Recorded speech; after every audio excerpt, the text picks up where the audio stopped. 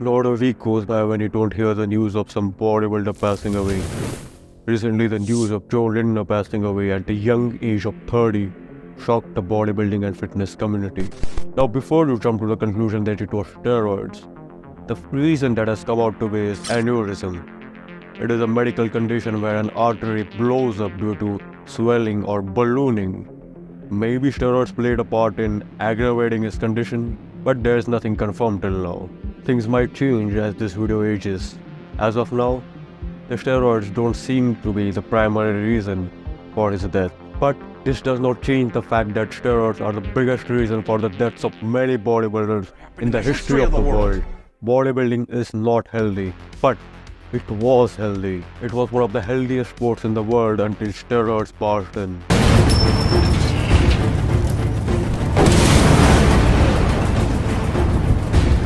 Purpose of bodybuilding was to become stronger, muscular, healthier, and live a long and happy life. If you look at the bronze and silver era bodybuilders, they represented the epitome of health. Most of them lived very long and healthy lives while still being muscular in their old age. Climbing the stairs was definitely not a challenge for them. Fast forward to today, and bodybuilders are just as unhealthy as obese individuals. Both of them run the risk of dying from a heart attack at any moment, and both stuff food in their mouths all day. Yes, one group exercises and the other one does not, but the side effects of steroids are enough to compensate for that. So why is bodybuilding unhealthy? The biggest reason is obviously anabolic steroids. Who is that? That's my mate Dr. Ron Fonseca. See, I'm not a medical professional, so I'll allow my mate to take over for some time now. Why does someone start training in the first place? It is almost always to look better. It always arises from a place of body image and body insecurities. And there is nothing wrong in that. It is actually totally normal for a young person to have body image issues. In fact, this insecurity can be used as a tool into getting you into a fitter version of yourself. Essentially, you will be getting fitter by being stronger, faster, more agile, and importantly, more functional version of yourself. Training and nutrition are to be used to build you into this mold. Essentially, you are a bodybuilder and not a body deleter.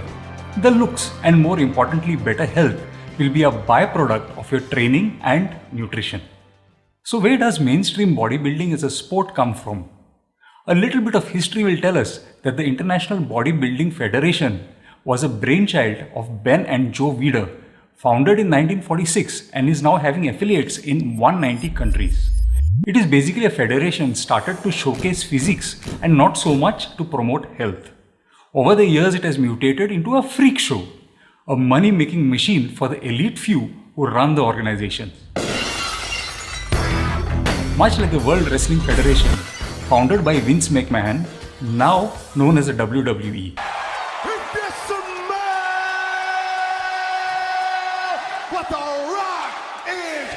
There is no arguing the risks, talent, and hard work the wrestlers put in.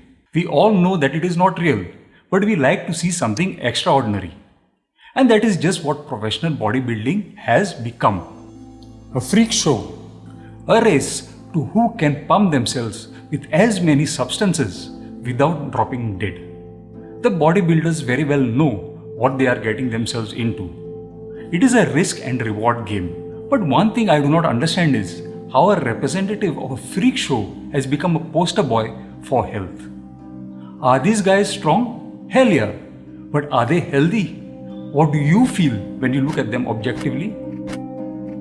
Health would be the last thing on your mind, right? But why then does Gen Pop feel the need to venture into performance-enhancing substances?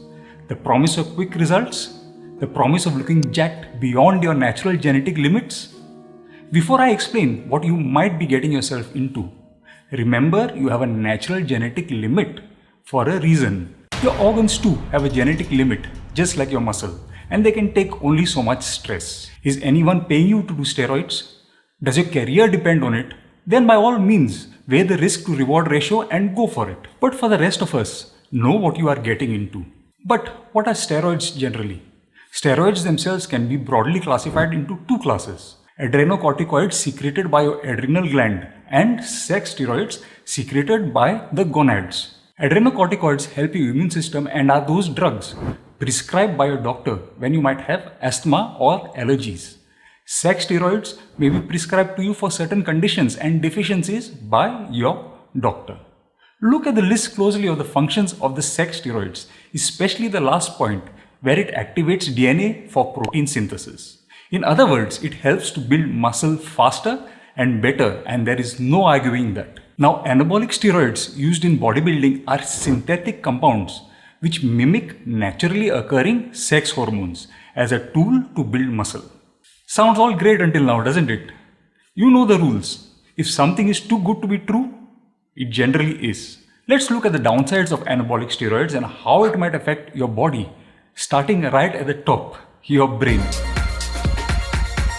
In a study which included individuals on cycle, past users and non-users of anabolic steroids, it was found that the use of anabolic steroids impaired connectivity to the amygdala. This is a small part of the brain that controls emotions. As a consequence, the individual on anabolics has problems controlling emotions. Think roid rage. It's real. With this, he also gets attention deficiency, develops dependency to anabolics. In other words, addicted to anabolics, and also has a higher chance of getting addicted to alcohol and other illegal psychotropic drugs. In short, anabolics change your behavior. In addition, when off anabolics, you develop depression. Anabolic steroids affect the heart by increasing your risk to atherosclerosis. They reduce HDL, your good cholesterol, and increase LDL, which is one of the key factors in developing blockages to the vessels of the heart. They also increase your blood pressure in two main ways. Anabolics cause water retention, creating a temporary increase in your blood pressure. Just as anabolics cause your skeletal muscle to grow, they can also influence the heart muscle and cause it to grow. The heart is also a muscle, remember? An enlarged heart further increases your blood pressure, and also the vessels supplying to the heart may become insufficient, leading to a heart attack. Anabolics are metabolized in the liver. Making your liver work harder increases the blood-liver enzymes. One can stress the organs only so much before they give up. Compound this with the increased risk of alcohol and recreational drug use, and the end result will be permanent damage to the vessels of the liver and increased chances of liver cancer. Large amounts of muscle mass stress the kidneys by increasing the filtration rate, and not only that, anabolics also directly are toxic to the kidneys. It was observed that anabolic overuse can cause protein leakage from the glomeruli. This is the small structures in the kidneys and can cause irreversible condition known as glomerulosclerosis. I have just touched on some of the harmful and toxic effects of anabolic steroids, but I have left the best for last. With the use of anabolic steroids, you will essentially lose the function of your PP and risk getting gynecomastia. This could happen in just one cycle or in several. Only remember, no one ever does just one cycle. Due to the brain-altering side effects of anabolics, you are bound to get hooked. You will be forever dependent on some exogenous replacement for function. And did I mention these substances also cost a lot of money? Thanks, Doc. Definitely subscribe to his channel. He has got some really swell content that is easily worth 100 times his current subscribers. I will put a link to his channel in the description. Back to the topic. Steroids are just a part of the equation. Bodybuilding has many other unhealthy aspects that are equally dangerous and risky. Even if you're natural and you follow these aspects, you are still cutting your health. Being lean is healthy, being shredded is not. Fat is very essential for survival. It regulates hormones, maintains immunity, and keeps you energetic. But all of this starts to crumble once you go below your body's optimal level of body fat. Here are some downsides of being shredded, that is, below 10% body fat. Your energy levels will go down. Everything you do will feel a lot harder, including your workouts. Your immunity will go down. You will start falling sick very frequently. Common colds will become more common. Your testosterone levels go down. Fats are important for regulating your hormones, and without them, things start to fall apart. Your recovery levels go down. Your muscles are going to stay sore for a lot longer. But that might not be the case when vitamin S is used. Your strength goes down. Your body needs optimal level of body fat to build muscle. When you become shredded, your body's first priority is to retain that fat for survival. It does not care about building muscles. But again, vitamin S does the trick. This is why bodybuilders build muscle when they are cutting to like 5% body fat for the competition. Wait a minute, not everything goes down, some things go up as well. Like your hunger levels. Whether you are at the gym, park, theater, anywhere, you will just be thinking about food. Now tell me once again why bodybuilders and obese individuals are not the same. Your anger levels will also go up. And when you add roids to the equation, roid rage becomes a real thing. Even the smallest inconvenience is enough to trigger you. Andreas Munzer was one bodybuilder who passed away sadly due to trying to maintain very low body fat percentages. He is the type of guy who would make Steve Reeves or any other bodybuilder you know look fat. Wait, is that not what fat people do all day? Bodybuilders have no choice but to stuff themselves during the off-season and starve themselves during the on-season. These extreme fluctuations in body weight are not healthy in any way. Ask any bodybuilder and he will say that training is easy. The diet is the hardest part of bodybuilding. Getting in huge amounts of food is hard. This is why they have to eat every 2 hours. Some even set alarms for the midnight to wake up and eat. Now tell me how that is healthy. After bulking to around 20 or even higher body fat percentages, they have to get down to like 5% stage level lean condition. That level of leanness is already very unhealthy as I mentioned before, but the extreme methods used to achieve that make it even worse. Bodybuilders dehydrate themselves before the show to make their muscles look grainy, dry and more prominent. So, no water for 24 to 48 hours before the show. And they also cut out carbs and salt as they retain water. Most bodybuilders approach dehydration smartly, but in worst case scenarios, this can lead to heart failure. For example, Mohammed Benazeza was one bodybuilder who passed away due to extreme dehydration. Terrible headaches and cramps are very common when you try to dehydrate yourself at this level. Pre-workout supplements are a waste of money and they offer no other benefit than some tingling sensation that people enjoy while working out. The problem with pre-workouts is that they contain extremely high levels of caffeine, of which if there is an overdose, it can lead to death. Recently, there was a gym trainer who passed away due to pre-workout overdose. It happened because of a simple miscalculation. He was a trainer, he knew about pre-workouts, but the slight miscalculation led to his death. You should not be requiring stimulants to work out. Are you going to take pre-workouts in your 60s or 80s? That motivation to work out should come from within. And your goals should be long-term, not short-term.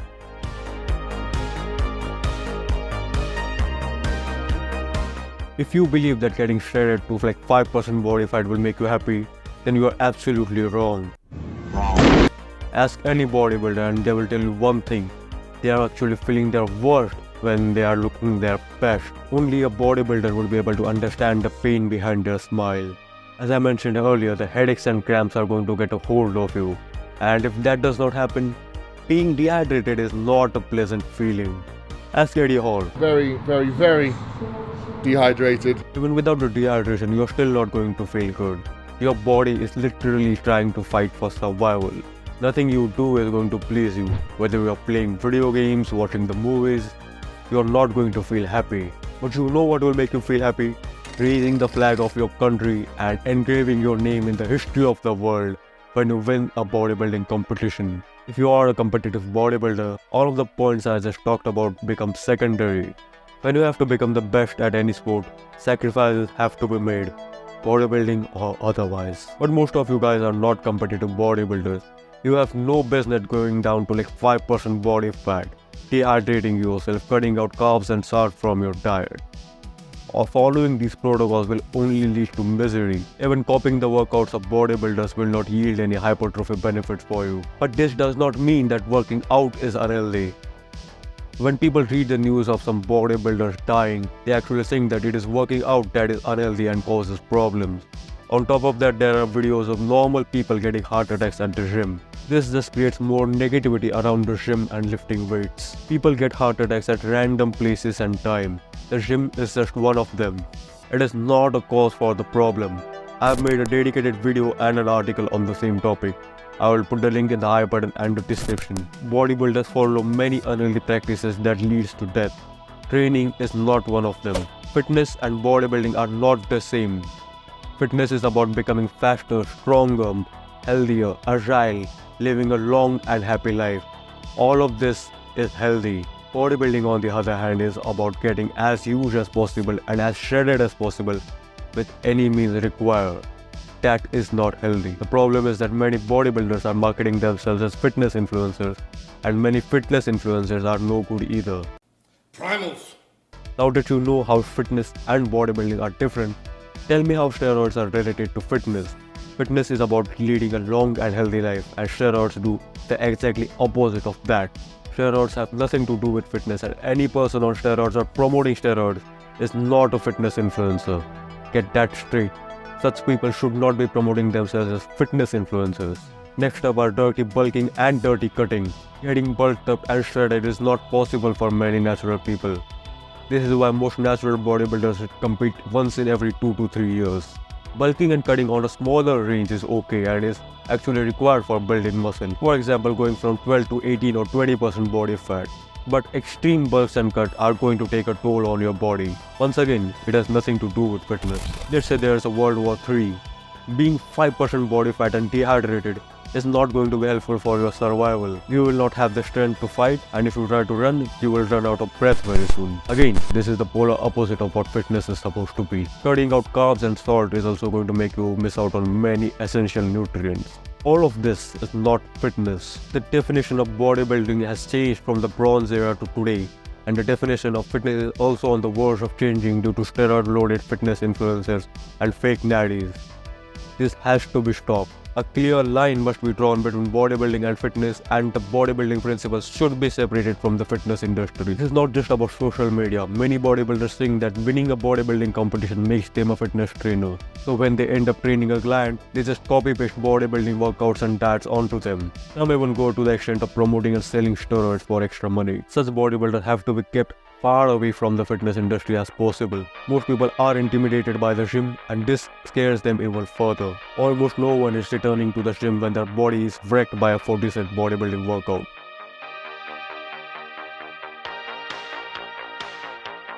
Do not be scared by the news of bodybuilders passing away.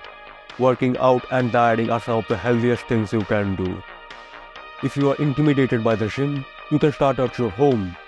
That's why I have written my book Reincarnation, the Definitive Fitness Guide. It is all about bodyweight training and proper programming. It has everything from baby steps to jumps so that you can train at your own pace. Definitely check out the channel of my mate Dr. Rohan Fonseca.